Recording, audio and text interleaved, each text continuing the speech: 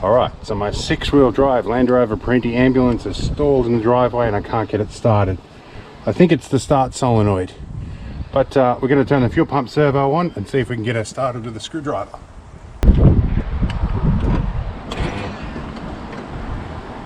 Alright, we're in neutral, we're standing out of the way. Fuel pump servo is on. See if we can do this. There we go. Screwdriver to the rescue.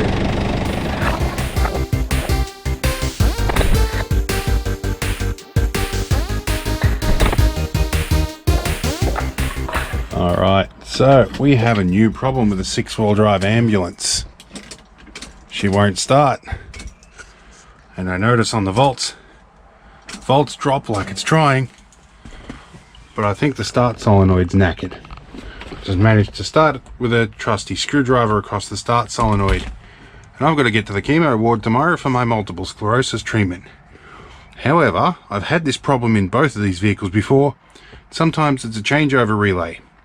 So I've got a Sharpie, I'm going to mark all the relays, and then I'm going to come back and test them all. Alright, so this is 1, 2, 3 and 4. Let's rip all these out, take them inside and test them. What do we got? Yep.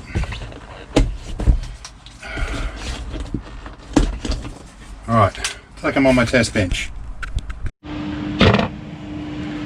Okay, let's look at what we got here. So these are changeover relays.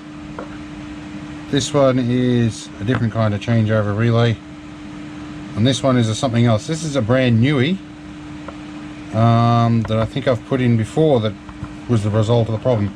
We're going to test that one first.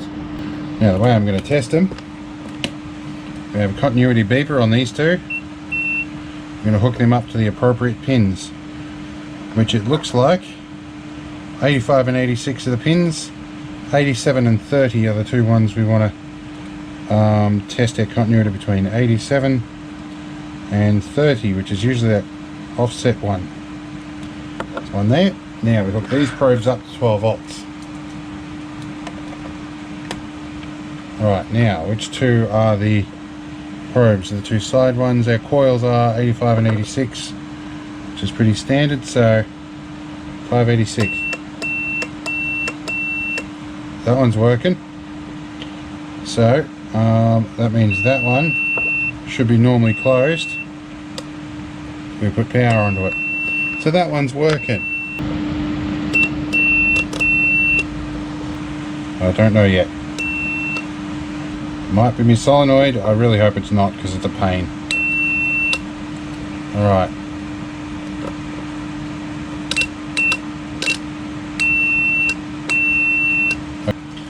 Alright, so they all seem to be fine. Well, I've got to get my way to chemo ward. I'm not getting chemotherapy, but I am getting treatment for multiple sclerosis in a chemo ward. Either way, I cannot afford to miss that appointment, so we need to make ourselves an improvised key. That's I guess we'll go up to this and hope it shrinks enough. Hopefully that's shrinking enough. Screw the heat gun, we're going straight to flame. This greater heat shrink will probably be alright. Alright. There's our spare key. Go see if it works. Alright, back in the fuse box. We're going to put our relays back in. Number 1, number 2, 4, number 3. There is a potential that I have blown a fuse. I should check if my ignition fuse is blown. If it's anything, it'll be one of these last 4. Look, that one's okay. This one looks okay. Yeah, this is a crusty looking one. What's going on here? I can't really tell what's going on in there. That one might be okay. I'll grab another one and shove it in there anyway. That one's a crusty looking one too. And that one's okay. Grab a new 5 amp and see what does that with that. Alright, got ourselves a spanking new 5 amper. Put her in there. See what happens.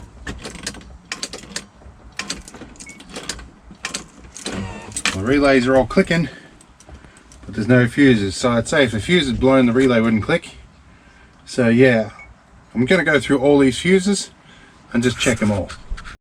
Alright, so all my fuses are working, but I think I've got another idea. There is 2 relays that I know about.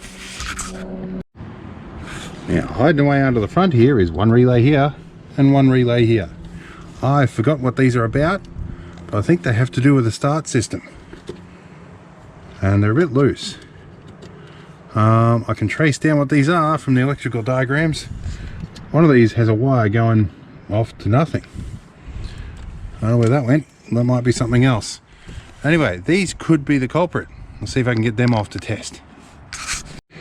One thing I've learnt from years of doing stuff like this is always mark your directions.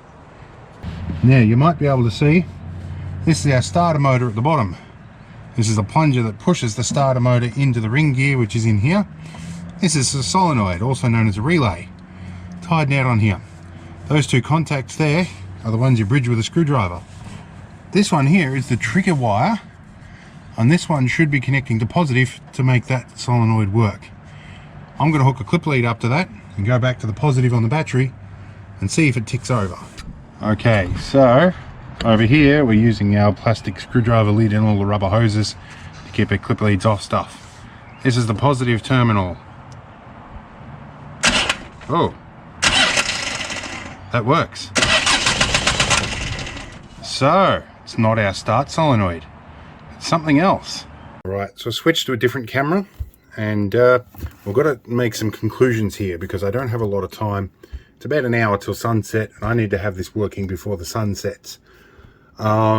Looking at all these options, it's probably a Dickey ignition switch, which is not uncommon, and it's been playing up a little bit for a while. So in the meantime, we're going to try and put a button on a wire. We're going to run a positive wire, probably out of one of the lighter sockets in the front, through the firewall to a clip lead on the end of that. I'm going to use a button like this one. This is a beeper I made. I'm going to bypass this, pull all the guts out of it, and just run a wire through this switch. That will be our alternative ignition start button. We still need to put the key in to turn the fuel pump servo on, but this means we can use it in the field. So let's carry on. Alright, so here's what we've come up with. This beeper was well glued in here, so it's just staying in there. Don't care. I've got a stupidity fuse and a push button. I found a lighter plug that I'd already wired some time ago. So that's just going to go into the lighter socket in the cab. This is going to go somehow out underneath, and I'm going to put a clip on it. And yeah, we push button, goes through the fuse to the start. If this clip jumps off and lands somewhere where it shouldn't, this fuse should blow. Hopefully not causing a fire. Now, a little secret of the Land Rover you probably don't know. Beside the fuse box on either side, there's this bung here. But lower down, there's usually another little hole, just big enough for a wire. To pick that up on the other side, we can pull it straight through. Should be popping out right down here. There we go, right where we need it. I'm going to pull this out. I'm going to get my Ryobi soldering iron. I'm going to solder a clip on the end of this. Alright, it's starting to piss rain. I'm going to get wet, so I'm not even going to bother soldering this. We're going to try and work so we don't get too wet here. That's about where I want it. Excess out. That's about enough to get it on there. Okay. Would like this shroud on if it'll fit. About there. Sacrificing one of my good clip leads for this. Clip leads are cheap. Losing my eyesight or my legs, which would be the consequence of not getting to chemo, is far more expensive. Should provide enough conductivity to start things. Clip our clip lead on the end here and slide our shroud on. That should go onto that spare terminal on there. Okay, we don't want that leaning up against the exhaust, it will melt. So keep that as far away as we can. Got a zip tie in my pocket. Where's that? And my camera is getting wet as well. Luckily it is waterproof. But let's come over here. Don't know if you can see what I'm doing. Let's go see if it works. Alright, we've got phone charging can come out. We only need this for the starting process. Let's turn ignition on. Now, beautiful. That will sort us out for now. Okay. Alright, and because the financial manager's got to drive this at some point tomorrow, there's our start button. On with a bit of blue tack. It can stay there until we can get a new ignition switch. I'm waiting on a bit of money to come in, so this will get us by for now. Alright, so last minute statements while I clean everything up on the desk so I can use the computer again. So I'm going to have to order myself a new ignition switch, I'm pretty sure. I can probably do further diagnosis and find out if there is actually anything else. I'm reasonably confident it's one of two things. It's either those two relays under the bonnet, which I am quite sure are responsible for the starting circuit in some way. Remember an old timer telling me that you can hotwire them by flipping the plug around on those, which is possible. They're not a keyed plug. So I need to look up the diagrams and find out what that is. But for now, it'll get me to my medical treatment, and I'm usually not on the ball coming up to that medical treatment. So for now, we'll get there.